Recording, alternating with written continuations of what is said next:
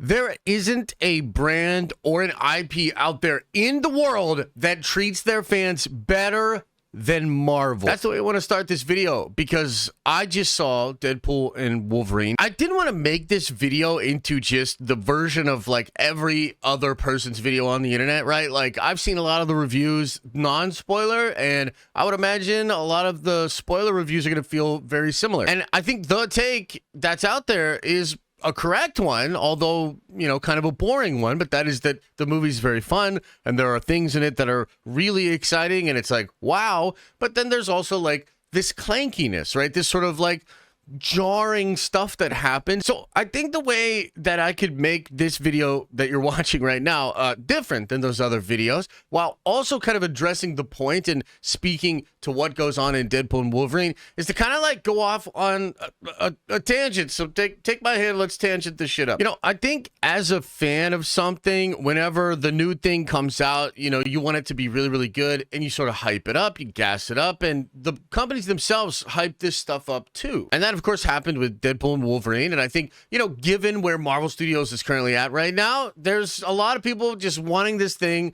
to be like top tier, top shelf, like one of those best things ever to really solidify that, like, oh shit, Marvel's back, and it's undeniable. What I'm saying here is, like, we went in with the expectations. Like, I went in with expectations, and I think in some ways my expectations were maybe a little different than the movie actually is, and maybe my expectations were kind of higher than the movie was even aiming to be. At the same time, like, even now, as I'm thinking about the movie, there's just so much fun, so much joy, so much care that was put into the film.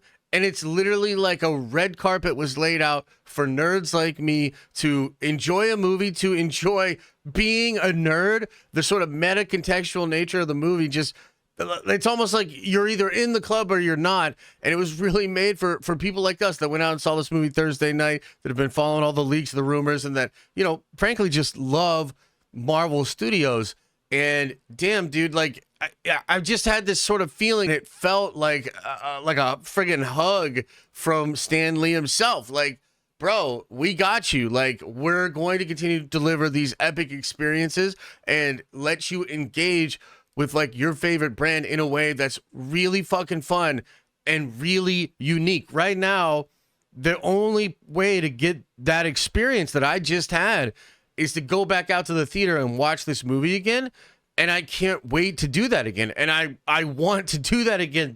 That experience I just had is one that I want to repeat immediately. And not only just so I can like see more of it, but even just to see the stuff that I like, you know, I don't want to get into spoilers just yet. I'll talk spoilers in a second, but damn, like, dude, there's some really cool stuff that happens in this movie. And again, it does sort of pass by rather quick. And I want to have the experience of watching that again and seeing it with a big group of fans. And that's the experience that you can only have now, going back out to the theater and seeing that movie. And that kind of reminds me of what Marvel used to be. You know, it really was just an experience. Whenever the Marvel movies were coming out, like, just, dude, that we're going, and that's going to be a thing. We're going to talk about it, and everybody's going to talk about it, you know, social media and just everything. And it's a thing.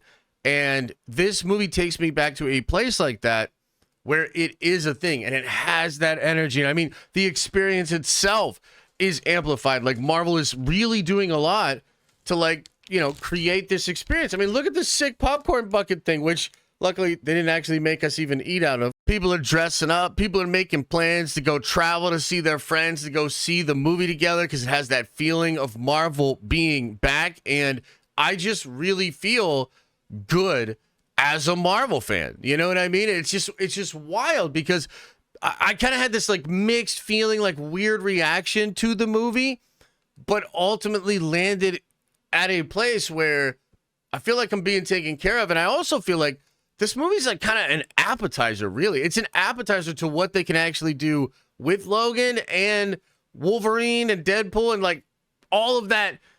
There's still just so much fertile story ground there. This movie, for all of the scope of its plot, doesn't really touch on certain iconic things that have happened in the comics. You have a lot of fertile ground for storytelling there. And so basically, dude, mission fucking accomplished for Deadpool and Wolverine. Now, I will go more in depth on some of the stuff that I didn't like and some of the stuff that didn't work for me, like on the live stream tomorrow, but I'll basically here echo a lot of what's been said out there, right? I think there's just too much going on in the movie. There's not enough time to let certain things breathe. There's a lot of good character stuff, but it's character stuff that you kind of notice in hindsight almost, where you're like, oh yeah, no, that is kind of interesting they were doing that with Deadpool. And oh, okay, yeah, Logan was pretty much being heroic the entire time, which was interesting despite him being the drunken failure living in sorrow. I think certain parts of this movie are really treated as like cartoonish or comic book filler to get us from beat to beat or fight to fight. So like stuff like the TVA and the multiverse, the Rippers, the anchor beings. It's hard to say whether any of that is actually going to matter moving forward. And it feels a bit contrived and just doesn't land in the same way that like a real interconnected Marvel universe did, like during the Infinity Saga, where like one thing really felt like it was touching the other thing. This movie's like so wild and so removed from everything that it's hard to take certain elements, you know, and sort of frame them within the scope of the overall Marvel Cinematic Universe. Oh my God, this movie is so freaking fun from the beginning. The opening credit sequence where they're using all the bones and killing all the TV. Oh, by the way, I'm going into spoilers now. I should probably say that. We're going into spoilers. The action was absolutely incredible and super on point. The movie's funny. Not all the jokes land for me, but when they do, they're like really good. All the Wolverine cameo stuff was absolutely sick. Like the Henry Cavill thing, like, dude, I gotta go see the movie again just to see Henry Cavill's Wolverine again for just a little bit there, because oh my God, he looked great. And I absolutely love the dig at DC there. Let's fucking go. Chris Evans is amazing in this movie, dude. Like, better than I could have ever imagined. Like, really good at Johnny Storm. It's so weird because, like, you hear Chris Evans is coming back and he's going to be Johnny, and you're like, okay, but I mean, you know, I love Steve. You know, I need that Steve Rogers in my life. But they bring him back and do him as Johnny. And not only is he good as Johnny, he's so good, man. He's one of the best parts of the movie. And it made the weird post-credit scene where it's just like a joke with him, made it all worth it because he is so good in the movie. It's great to see him again in the post-credit scene. Channing Tatum as Gambit. Like, yo, I'll be real. When I first saw Channing Tatum, I was like, ooh. I mean, you've seen what the Marvel costuming department can do, and you look at Channing Tatum as Gambit, and you're just like, okay, this might have been a late addition here. But then it like kind of works because of the comedic stuff that we're doing with Gambit, which is one of my favorite bits, dude.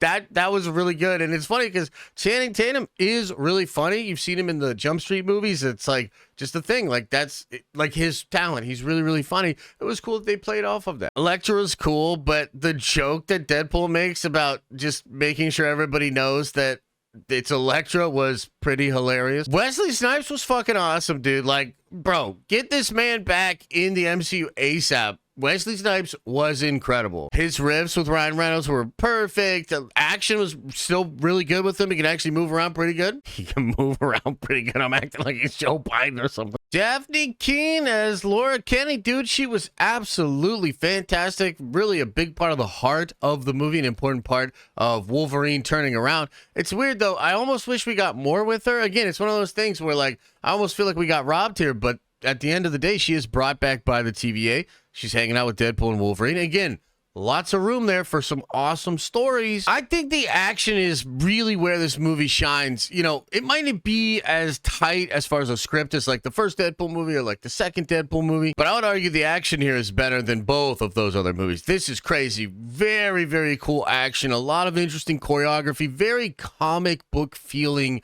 different, you know, setups and the way they pan and shoot. It's really cool. It's not quite on like Civil War Winter Soldier level, but it's really close. It's like a fantastic action movie, and particularly the scenes between Deadpool and Wolverine, that fighting is some of the best fighting in the entire movie, which is super fun and you would expect for a movie like this. There's a lot of other thoughts going through my head right now, but I'm going to save them for a stream. I'm going to save them for other videos. Please come by the stream tomorrow at 11 a.m. It's going to be sick, dude. Love the streams after a big Marvel movie like this. We're going to all get together, talk about it. I don't give a movie a score until I've seen it at least 3 times, unless like I really hate it, and then I'll just give it a bad score. But I'm somewhere between an 8 and a 9 right now with Deadpool and Wolverine. We'll see. I'm going to see it again. I think, too, this is another thing I wanted to say here. I anticipate my enjoyment of this movie to just go up. I think the next time I see it, I'll enjoy it even more, which is super positive, right? Some movies, the things that bug you kind of get more annoying as time goes on.